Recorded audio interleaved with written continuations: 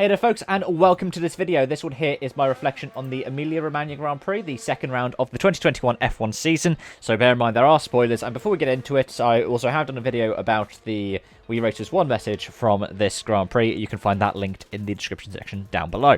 But yeah, let's talk about this race. And it's interesting to think that this being a second place for Mercedes is a bad race. But with Max Verstappen having a win in the way that he did, he wasn't really challenged throughout the race. He was challenged over the weekend. The Mercedes more or less still had a measure of Red Bull in qualifying.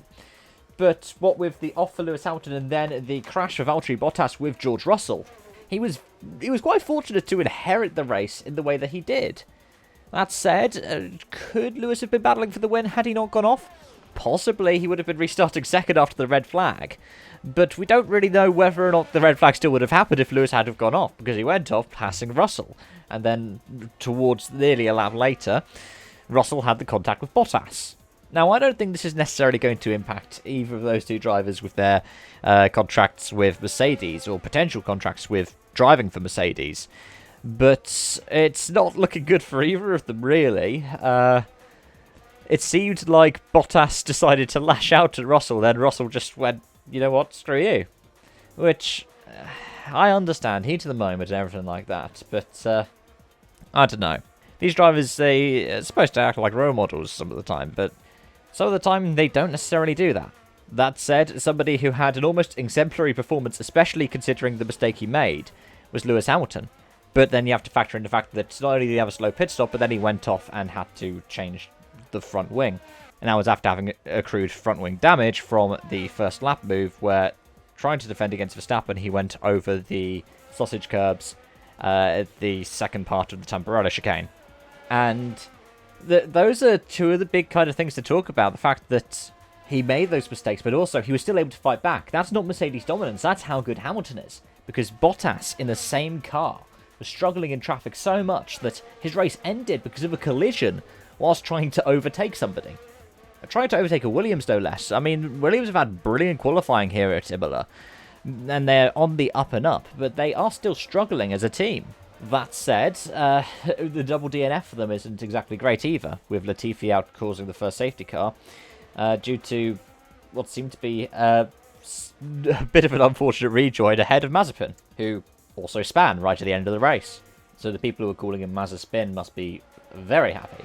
With that said, we are glossing over some of the best stories from this race, which include a podium for Lando Norris again. The man's got the talent, and he certainly had the measure of Daniel Ricciardo today, who finished in 6th.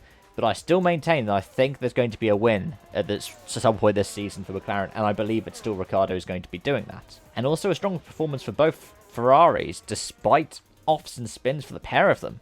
A really good performance. And I think that it would be bad for me to not discuss what happened for the second Red Bull, Sergio Perez, who had an unfortunate off at Villeneuve through a spin. Almost akin to how the second driver last season, Alex Albon, did, though it was different for Albon given that he ended up going off to the right instead of off to the left. And for Red Bull's sister team, AlphaTauri, with Pierre Gasly finishing 8th, but from a 5th place start, they went backwards with tyre strategy issues. Then Yuki Tsunoda, who had spent so long practicing around Imola, going off at Tamburello. It's been a brilliant race to watch, and it's been a good measure for Formula 1 for this season. And Lewis Hamilton, leading the title on 44 points, is a bit blessed. But as we go towards the rest of the season, it seems like, as much as Red Bull were able to get the win today, they still aren't really the out-and-out fastest. Because if you look at those times that the drivers were recording, it seems like Mercedes is still the fastest car. And in some cases, by quite a margin. It may not be as dominant as, say, the W11 was, but that W12 looks incredibly fast. And I reckon over the next few races, the likes of Portimao, the likes of Spain, Catalonia, we'll start to see that. Anyway, those are my thoughts. Thank you so much for watching, and I hope to see you again soon. Bye-bye for now.